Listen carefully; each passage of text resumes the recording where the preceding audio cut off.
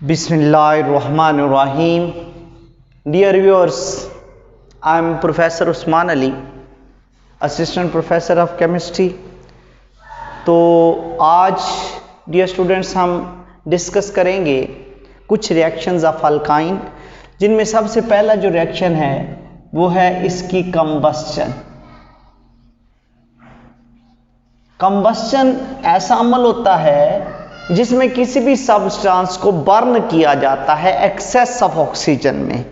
तो अगर access of oxygen में बर्न किया जाए, कार्बन डाइऑक्साइड, वाटर वेपर्स और साथ हीट निकलती है। लेकिन ये जो इथाइन होता है, इथाइन और एसिटाइलिन, इसकी जो कंबस्चन है ये स्पेसिफिक होती है। कैसे स्पेसिफिक है?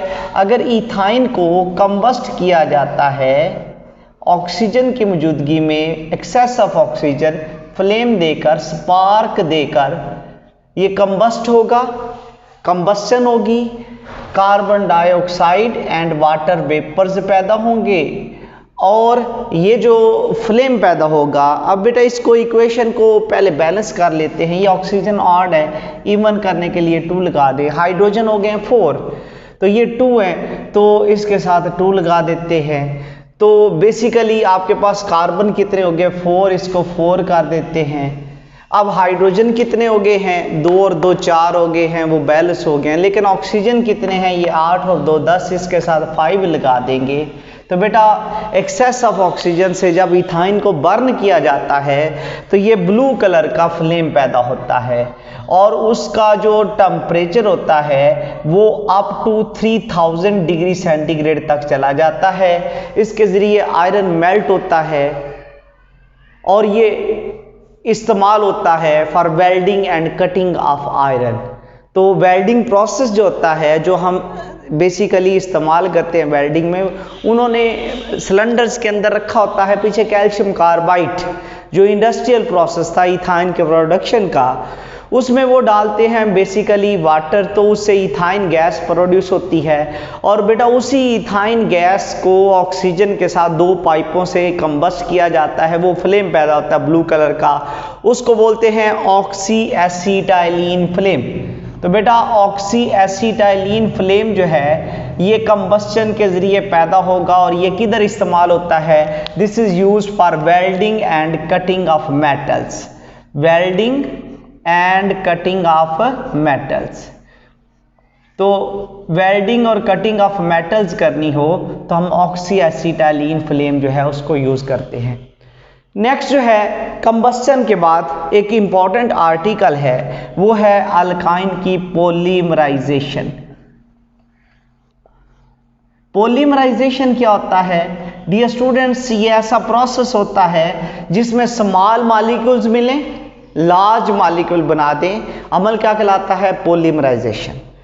जैसे कि इथाइन की पॉलीमराइजेशन थी, उसमें स्मॉल मॉलिक्यूल इथाइन के मिलते थे, एथिलीन की थी, पॉलीएथिलीन बनता था, पॉलीथीन बनता था। तो उसकी पॉलीमराइजेशन और तरह की है, उसमें ढेर सारे मॉलिक्यूल्स कंबाइन होते हैं।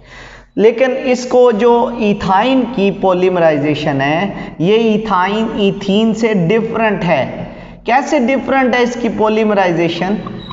ये बेसिकली जब पॉलीमराइज होता है तो 2 तरह की इसकी पॉलीमराइजेशन होती है। नंबर 1 लीनियर पॉलीमराइजेशन और नंबर 2 है साइक्लिक पॉलीमराइजेशन।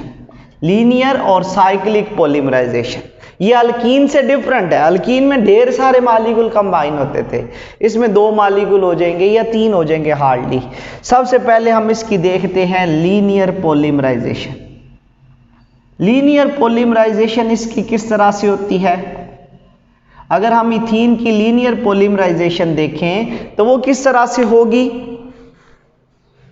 उसके अंदर बेसिकली क्या होता है? लीनियर पॉलीमराइजेशन के अंदर से 2 इथाइन के मॉलिक्यूल हैं, ये एक दूसरे के पास आ रहे हैं,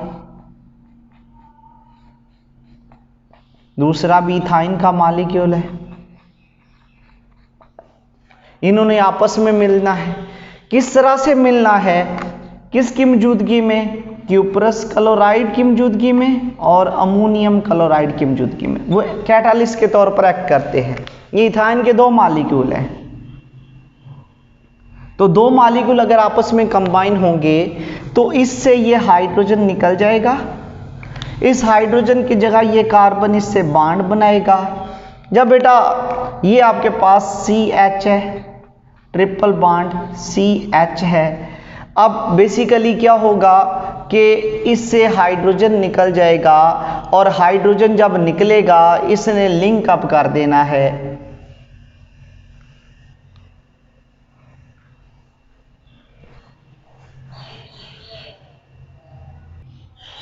इन्होंने लिंक अप कर देना है। बेसिकली इनका जब लिंक पैदा होगा, ये प्रोटॉन निकला है, ये इसके साथ बॉन्ड बना लेगा, ये बॉन्ड आगे चला जाएगा।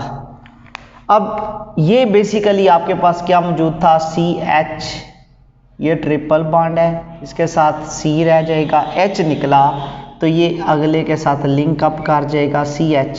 बेटा उसका बॉन्ड एक आगे चला जाएगा क्योंकि कार्बन के बॉन्ड जो है वो 4 होते हैं। बॉन्ड आगे चला गया, CH पे नेगेटिव चार्ज आ जाएगा। उस नेगेटिव चार्ज को ख़त्म करने के लिए उसके साथ कौन लग जाएगा, H। अगर H लग गया तो ये CH2 हो जाएगा। तो ये जो प्रोडक्ट बनी है ये विनाइल ग्रुप है। तो इस विनाइल ग्रुप से जो प्रोडक्ट बनी है इसका नाम होता है विनाइल। ये इथाइन है, इथाइन को हम एसिटाइलिन भी बोलते हैं, विनाइल एसिटाइलिन। और विनाइल एसिटाइलिन एक पॉलीमर है। बेसिकली दो मॉलिक्यूल एसिटाइलिन के मिले हैं तो ये उसका क्या है, डाइमर है। डाइमर का मतलब क्या होता है, जिसमें दो मॉलिक्यूल कंबाइन होते हैं। तो बेटा ये आपके पास विनाइल एसिटाइलिन अगर बन जाता है, CH2 CH C triple bond CH, इसके दो काम हो सकते हैं। नंबर 1, ये बेटा अगर रिएक्ट करेगा किसके साथ, एक और इथाइन के मॉलिक्यूल के साथ, किसकी मौजूदगी में, क्यूप्रस क्लोराइड और अमोनियम क्लोराइड की मौजूदगी में, तो ये इसका जो दूसरा H है ये भी रिमूव हो जाएगा, ये इसके साथ रिएक्ट करेगा, ये बॉन्ड आगे चला जाएगा, इस पर मनफी चार्ज आएगा तो ये इस हाइड्रोजन के साथ रिएक्ट कर जाएगा।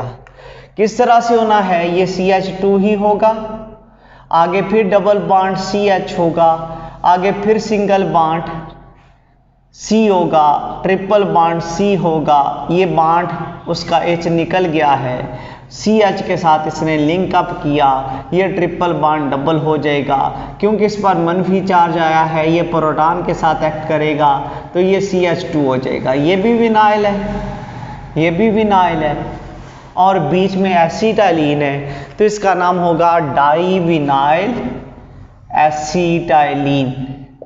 डाइविनाइल एसिटाइलिन क्या है, ये एक ट्राइमर है। ट्राइमर का मतलब है जिसके 3 हिस्से हों, जिसमें 3 मॉलिक्यूल कंबाइन हो। मैंने बोला था कि विनाइल एसिटाइलिन 2 काम कर सकता है। एक तो ये पॉलीमराइजेशन के जरिए इसने क्या बनाया, इसने विनाइल एसिटाइलिन से डाइविनाइल एसिटाइलिन बनाया। तो ये बेटा ये जो विनाइल एसिटाइलिन बना हुआ है, अगर इसके पास हम HCl लेकर आए, किसकी मौजूदगी में, क्यूप्रस क्लोराइड और अमोनियम क्लोराइड की मौजूदगी में, फिर क्या होगा, फिर मार्कोनिकॉव्स रूल के जरिए इसमें एडिशन होगी। ये Cl जाके विनाइल एसिटाइलिन में इधर लगेगा, H इधर लगेगा। मार्कोनिकॉव रूल ये कहता है कि जो पार्शियल नेगेटिव चार्ज होता है वो उधर जाके लगेगा जिधर हाइड्रोजन कम होते हैं। तो ये हो जाएगा CH2, आगे फिर डबल बॉन्ड CH, आगे सिंगल बॉन्ड। तो सिंगल बॉन्ड के साथ इस C के साथ क्या लग जाएगा, इस C के साथ लग जाएगा Cl, और ये जो ट्रिपल बॉन्ड है ये ट्रिपल बॉन्ड हो जाएगा डबल, ये हो जाएगा CH2। इसका नाम क्या होगा, this is called as chloroprene. Chloroprene बन जाएगा। अगर बेटा इस क्लोरोप्रीन की पॉलीमराइजेशन की जाए, क्लोरोप्रीन जो है इसके N मॉलिक्यूल आपस में मिलें, इसकी पॉलीमराइजेशन की जाए तो इससे क्या बन जाता है, नियोप्रीन। और नियोप्रीन क्या होता है, that is called as a synthetic rubber. Synthetic rubber produce होता है। कैसे प्रोड्यूस होगा? ये मॉलिक्यूल है किसका? CH2 डबल बॉन्ड CH, आगे क्या लगा हुआ है? आगे लगा हुआ है इसके साथ C डबल बॉन्ड CH2 साथ Cl लगा हुआ है। इसके n मॉलिक्यूल आपस में मिलेंगे, पॉलीमराइजेशन होगी। ये विनाइल ग्रुप ऊपर था, ये ऊपर ही रहेगा, सेपरेट करके उसको हमने लिख दिया।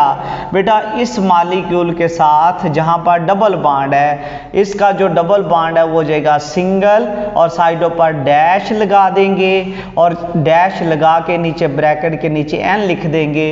This is formula of neoprene, और नियोप्रीन क्या होता है? That is called as synthetic rubber. तो इसका मतलब क्या है कि हम इसकी जो पॉलीमराइजेशन है इसको बोलते हैं लीनियर पॉलीमराइजेशन।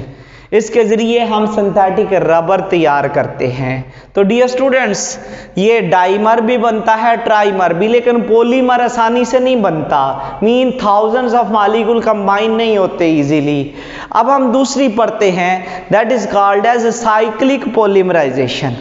साइक्लिक पॉलीमराइजेशन किस तरह से होगी? इसकी जो साइक्लिक पॉलीमराइजेशन होती है, अगर हम इथाइन की साइक्लिक पॉलीमराइजेशन करवाना चाहें, उसमें 3 मॉलिक्यूल इथाइन के, 1 2 3 मॉलिक्यूल आपस में मिलेंगे कॉपर मेटल की मौजूदगी में। 300 डिग्री सेंटीग्रेड पर इसको हीट किया जाएगा, तो ये बॉन्ड इधर शिफ्ट हो जाएगा, ये बॉन्ड इधर शिफ्ट हो जाएगा, ये बॉन्ड इधर शिफ्ट हो जाएगा। तो एज ए रिजल्ट क्या प्रोड्यूस होगा? CH ट्रिपल बॉन्ड हो जाएगा डबल, इधर कोई बॉन्ड नहीं था, सिंगल बन जाएगा, ट्रिपल बॉन्ड हो जाएगा डबल, आगे कोई बॉन्ड नहीं था, सिंगल बॉन्ड बन जाएगा, ट्रिपल बॉन्ड हो जाएगा डबल, आगे कोई बॉन्ड नहीं था, सिंगल बॉन्ड बन जाएगा। That is called as benzene. तो हम ये कहते हैं कि हम अगर साइक्लिक पॉलीमराइजेशन करें तो उससे इथाइन की साइक्लिक पॉलीमराइजेशन के जरिए हम क्या प्रोड्यूस कर सकते हैं? बेंजीन। ऊपर अक्सर क्वेश्चन आता है, कन्वर्ट करो इथाइन को विनाइल एसिटालीन में, तो एक स्टेप लिखना है। अगर आ जाए कन्वर्ट करो इथाइन को डाई विनाइल एसिटालीन में, फिर 2 स्टेप लिखने हैं। और अगर आ जाए कन्वर्ट करो इथाइन को नियोप्रीन में, तो फिर इथाइन से पहले हम बनाएंगे विनाइल एसिटालीन, और इस विनाइल एसिटालीन जो है इसको क्या करेंगे? इसके साथ HCl का रिएक्शन करवाएंगे, क्लोरोप्रीन बनाएंगे, और क्लोरोप्रीन की पॉलीमराइजेशन से क्या बन जाता है? नियोप्रीन, जो कि क्या होता है? Synthetic rubber. तो अगर साइक्लिक पॉलीमराइजेशन में पूछे, ऐसी पॉलीमराइजेशन जिसमें मॉलिक्यूल कंबाइन हो और रिंग बना दें, that is called as cyclic polymerisation. तो इथाइन की साइक्लिक पॉलीमराइजेशन से क्या प्रोड्यूस होता है? It will produce benzene. तो इसके जरिए बेंजीन प्रोड्यूस होती है।